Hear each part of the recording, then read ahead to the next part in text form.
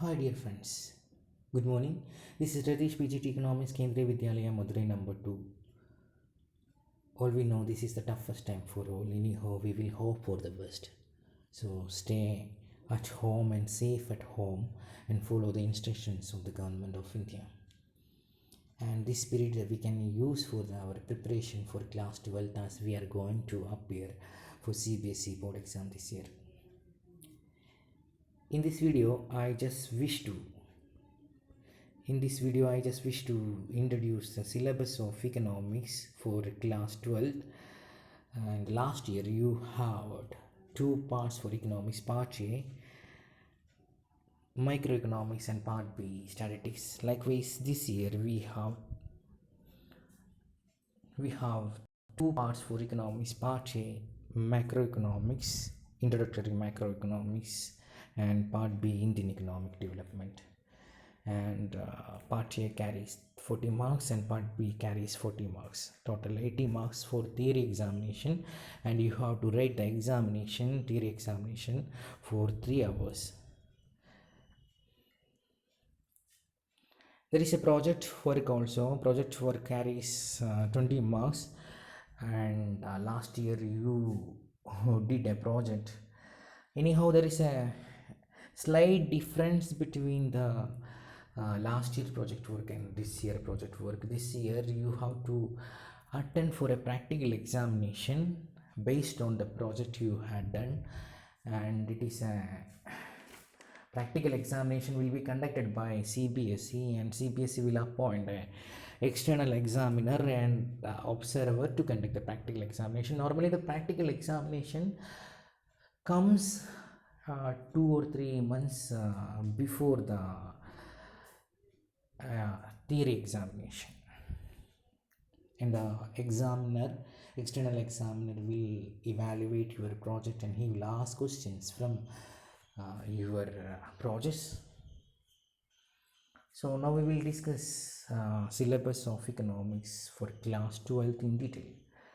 Regarding the part A, introductory macroeconomics, we can call it as a macroeconomics, consists of 5 units: national income accounting, first unit; money and banking; determination of income and employment; government budget and economy; balance of payment. Total 100 periods are allotted to macroeconomics and 40 marks. In the part B, Indian economic development, 3 units are there, and first unit is developmental experience of India from 1947 to 1990, and economic reform since 1991. It is for 12 marks. The second unit is challenges facing Indian economy. This is the biggest unit.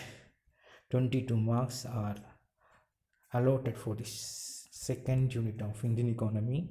And the third unit, development experience of India, a comparison with her neighbors China and Pakistan, and this is for 6 marks. Total periods allotted 12 marks. So total 40 plus 40, 80 marks. So 80 plus project 20 marks, then total 100 marks for the economics. So in detail, regarding the part A, unit-wise analysis we will do now. Part A, introductory macroeconomics. The first unit is national income and its related aggregates. You already studied what is national income in your class 9th and 10th. It is the total money value of all final goods and services produced in the domestic territory of a country. You studied like that. So anyhow, we will study the upgraded, advanced versions of national income and different concepts related to the macroeconomics. You already studied the difference between microeconomics, macroeconomics. So this is the study of aggregates. Macroeconomics is the study of aggregates, theory of aggregates. In this chapter, you have to study the concepts related to the national income, gross national product, gross domestic product, different concepts you have to study. And finally, you have to study how to calculate national income by using 3 methods. product method, income method, expenditure method, and there is a relation between welfare and national income, whether GDP is an indicator of welfare. There is a question arises. We have to analyze this also. For total marks for this chapter is 10 marks and 28 period is allotted for this chapter. 28 periods are allotted for this chapter. And regarding the unit 2, money in banking, you know what is money. You studied in the class 10th what is money. So here we will discuss about the demand and supply of money, especially supply of money. We will discuss the role of commercial bank to creation of credit, and how the central bank controls the money supply in economy, that is inflation, deflation, the functions of central bank also discussed in this chapter. Central bank is the apex monetary authority in our country. So RBI, Reserve Bank of India, how the Reserve Bank of India controls credit in our country. And this chapter should be completed within a period of 15, and chapter mark for this chapter is 6. And regarding the third unit, determination of income and employment. So this is a two-sector model. This is related to the two-sector model. Means in an economy consists of 4 sectors: firm, household, government, and the external sector. External sector means the relation with the other countries, export, import, and foreign direct investment, portfolio investment, etc. will come under the external sector, the relation with the rest of the world. So here this is determination of income and employment relates to the two sector. Here we will discuss how the income is determined, employment is determined, output is determined, etc. And the basic concepts of aggregate demand and aggregate supply, etc. Deficient demand, deflationary gaps, and concepts will be discussed in detail. At the time we will discuss. And this chapter carries mark of 12, and it should be completed within a period 27. And the fourth unit is government budget and economy. Government budget and economy. Government budget, means it is the annual financial statement of the government for a 1 year, one financial year. So in this chapter we will discuss what is the functions of government budget, or the components of government budget, what is the deficit in the government budget, and how the government can control government budget deficits. And this chapter is for 15 periods, and it carries 6 marks. And regarding the last chapter, that is foreign exchange rate and balance of payment, and it is also for a period of 15 periods are allotted for this chapter, and 6 marks. Balance of payment, means you already know what is balance sheet. In the same manner, balance of payment shows a nation's whole transaction with the rest of the world. It shows a systematic and summary record of a nation's all economic transaction with the rest of the world, and all the transaction will be entered as a credit and debit, plus and minus sign. So we will discuss that the basic concepts related to the balance of payment. And the foreign exchange rate, it is a basic thing. What is exchange rate? $1 is equal to ₹70. That means it is the rate at which one currency is exchanged for another currency. $1 is equal to 70 means 70 Indian rupees are needed to purchase $1. So how the exchange rate is determined, how the exchange rate is determined, and which are the changes in the exchange rate, all these are determined this chapter, balance of payment and exchange rate. And come to the part B. Yes, for this part B, that is Indian economic development, or IED, Indian economy. It is also for 40 marks. The first chapter And first chapter is development experience of India from 1947 to 1990 and economic reform since 1991. Total 28 periods are there and 12 marks are given to this chapter. Anyhow, this chapter is very easy chapter because you had an idea about this chapter in your class 8th, 9th, etc. history textbooks. So here you have to study about the condition of Indian agriculture, industry, foreign trade, infrastructure under the colonialism, under the British rule.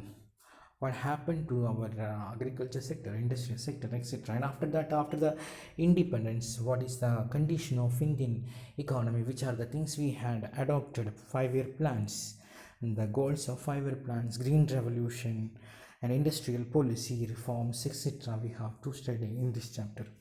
So economic reforms you already studied in your class 10th. Liberalization, globalization, privatization in India. We adopted the policy of new economic policy of 1991 LPG policy, and the backgrounds of these reforms, and how this policy affected different sectors: agriculture sector, industrial sector, and foreign trade sector, or financial sector, etc. we have to study. Come to the next unit, that is current challenges faced by the Indian economy. It is a 60 periods chapter. It is the biggest chapter, biggest unit. It is the biggest unit. Anyhow, 20 marks are carried for this chapter. 20 marks are given to this chapter. This chapter is a biggest chapter in the sense it contains different problems of our economy faces. So poverty, poverty, unemployment, infrastructural problems, etc. So poverty, what is poverty? Means you studied in the class 9th standard. So here we will study about the poverty alleviation programs in detail. Human capital formation, what is human capital formation in your class 8th. You got familiar with the term human capital formation. Here we will study about the sources of human capital formation in detail. And another issue of growth and development is rural development. So the problems of rural development: credit, that is loan facilities, marketing, etc. Another we have to discuss the problems of rural development. Employment, another problem of our country faces unemployment. Different types of unemployment exist in our country, and all these are discussed in this chapter. Infrastructure is playing a significant role of the growth and development of a country because it is a supporting system, and it includes health infrastructure and energy. All these are discussed in this chapter, and you already got some basic idea of these energy sources in your science textbooks also from the classes 6 to 10. Regarding the sustainable development, this is also a familiar term for you because you studied in class 8 social science, geography, and class 10th also you studied in economic section. Sustainable development, eco-friendly development, meeting the needs of present generation without disturbing the ability to meet the needs of the future generation. So this chapter 22 marks. All these topics will be covered within a period of 60. And regarding the last unit, that is development experience of India with her neighbors, here we have to compare the indicators of development like growth, our growth indicators like national income, GDP, GNP, etc., per capita income, and human development indicators, life expectancy, infant mortality rate, etc.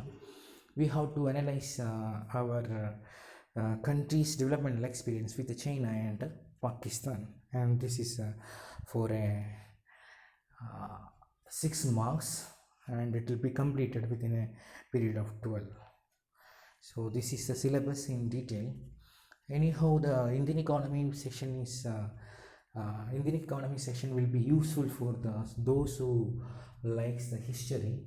Those who likes the history, they can easily go through the Indian economy. Anyhow, macroeconomics requires a little bit more understanding. Anyhow, we will study all the things in future classes. Take care. Have a wonderful day. Thank you.